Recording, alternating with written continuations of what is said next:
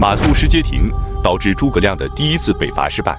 那么，为何在同年的冬天，诸葛亮就发动了第二次北伐？这次北伐又是因为什么原因而导致失败的呢？本期视频，我们就一起走进诸葛亮第二次北伐及石亭之战。228年，孙权得知诸葛亮与魏军正在陇西大战，便与鄱阳太守周防秘密商议。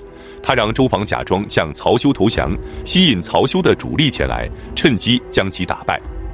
曹休此时官拜大司马，是曹魏军队的最高统帅，兼领扬州牧，率军驻扎在寿春。周防派遣亲信给曹休送去了投降书，并且说自己受到了孙权的责难，担心被杀，因此请求将鄱阳郡献给曹魏，向曹休投降，希望他能率军前来接应。为了能让曹休相信，孙权一连派遣了好几拨尚书郎前往鄱阳郡，假装调查周防。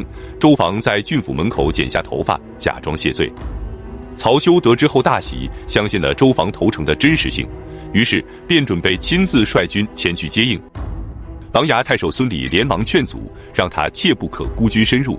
可曹休立功心切，不肯听从，亲自率领10万步骑兵从寿春出发，前往宛城接应周防。宛城即今天的安徽省潜山县。曹休出发后，曹睿立即派遣2路大军，同时向东吴挺进。一路由司马懿率领，从宛城出发，进兵攻打江陵；一路由贾逵率领，从西阳即今天的河南省光山县出发，攻打东关。东关位于今天安徽省含山县西南的如须山上。这时，尚书蒋济给曹睿建议说，曹休孤军深入，前往吴地，一旦驻守上游的朱然从背后偷袭，吴军再趁机切断曹休的退路，则后果不堪设想。因此，应该立即派人前去救援曹休。曹睿这才反应了过来，连忙给司马懿下令，让他停止前进，并让贾逵放弃攻打东关，立即与曹休的大军会合。可此时得知曹休上当之后，孙权连忙赶往宛城，拜陆逊为大都督，并且亲自拿着马鞭为他开路。之后拜朱桓和全琮为左右都督，各率3万兵马前去迎战曹休。曹休此时也知道自己被周防给骗了，但是他耻于承认自己被骗的事实，而且仰仗着自己兵多将广，决定将计就计，与吴军大战一番。当他率军走到石亭，即今天潜山县袁潭镇附近的时候，吴军的3路人马突然杀出，魏军被打得措手不及，立即大败。曹休连忙命令大军撤退，可吴军却在后面紧追不放，魏军被斩杀了1万多人，丢弃的军械车马更是数不胜数，而且前往嘉实的退路也被吴军给阻断了。至此，魏军东南有追兵，西北无退路，士兵们惶恐不安，纷纷叛逃，几乎就要全军覆没了。贾逵此时正在昼夜不停地赶来救援，奔袭了200多里之后，抓到了一名东吴的斥候，从他口中得知曹休的大军已经战败。贾逵的部下认为曹休已经战败，嘉实也被吴军阻断，因此建议贾逵不可深入犯险，应该等后面的援军到来之后再做打算。可贾逵却说，大司马此时危在旦夕，如果让吴军得知大司马没有接应的队伍，就会大胆的追击，所以我们应该急速前进，赶往嘉实。吴军要是知道大司马的援军赶到，必然就会退兵而去。如果我们坐等援军，吴军就会彻底将险路断绝，到了那个时候，就算兵马再多又有何用？于是他率领大军急速行军，赶到了嘉实。之后他让士兵在山口要道竖起很多的旗帜，留下少量士兵不停的擂鼓，其余大军则由他亲自率领，从山口冲出来迎战吴军。吴军以为魏国的救援大军已到，便迅速地撤离战场，至此魏军终于脱离了险境。贾逵将自己的军粮供应给曹休的大军，曹休便得以重新整顿队伍，退回了扬州。然而战争结束之后，曹休对于贾逵的救援不仅不领情，还当场呵斥并埋怨贾逵救援不及时，才导致自己的失败，并且以大司马的身份敕令贾逵帮他捡回丢失的军资器械。贾逵也不惯着他，对他说道：“我是为国家来担任豫州刺史的，不是为你大司马去捡兵器的。”说完便独自引兵而去。随后，贾逵和曹休相互上表弹劾对方。曹睿虽然知道贾逵没有过错，但由于曹休是宗室重臣，只能偏向于他，判定双方都没有过错。同年，曹休和贾逵双双病逝。此时，驻守汉中的诸葛亮得知曹魏在石亭之战中大败，关中的主力则在张合的率领下前去支援司马懿了，导致关中空虚，正是北伐最好的时机。于是他便准备再次北伐。可是年初刚刚北伐失败，年尾就要再次发动大规模的战争，朝中的大臣们非常不解，纷纷提出非议。为此，诸葛亮再次给刘禅上表，说明了此次讨伐的决心，以及批驳大臣们非议的错误，这便是后出师表。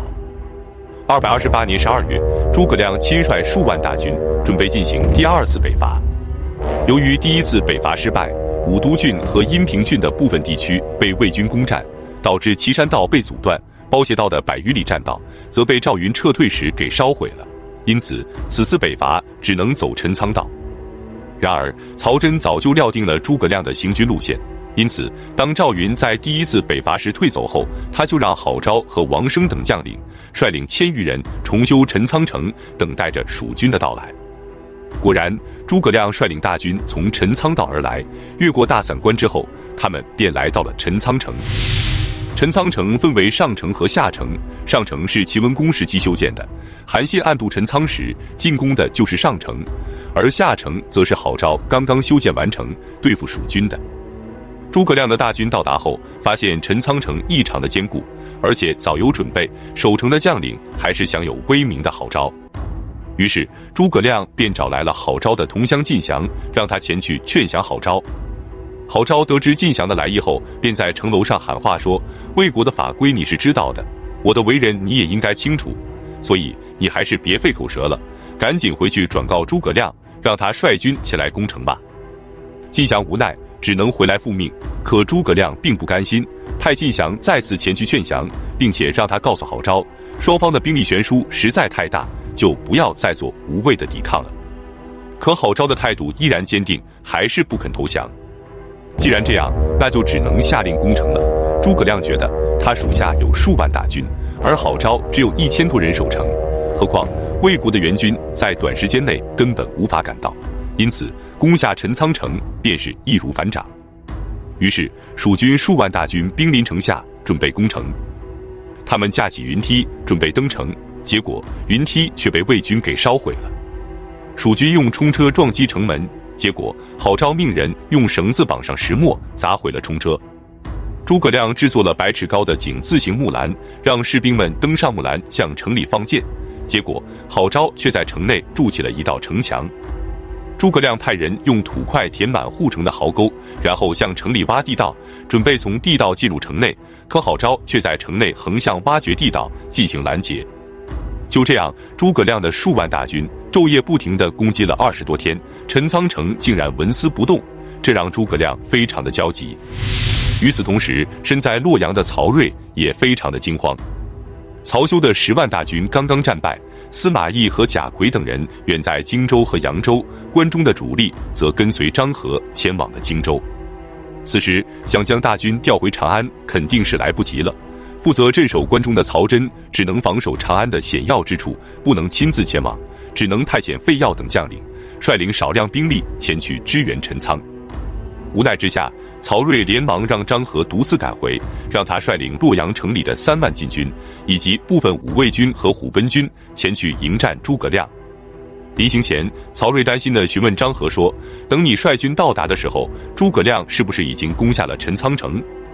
可张合却说：“我估计等我到达的时候，恐怕诸葛亮已经都率军撤走了。”正如张合所料，蜀军20多天竟然攻不下陈仓城，大军的粮草马上就要耗尽了。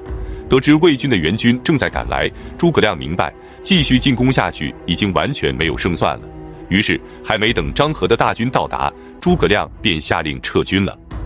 魏军的将领王双见蜀军撤退，连忙率领骑兵追击，结果却被蜀军击败后斩杀，魏军便不再追击。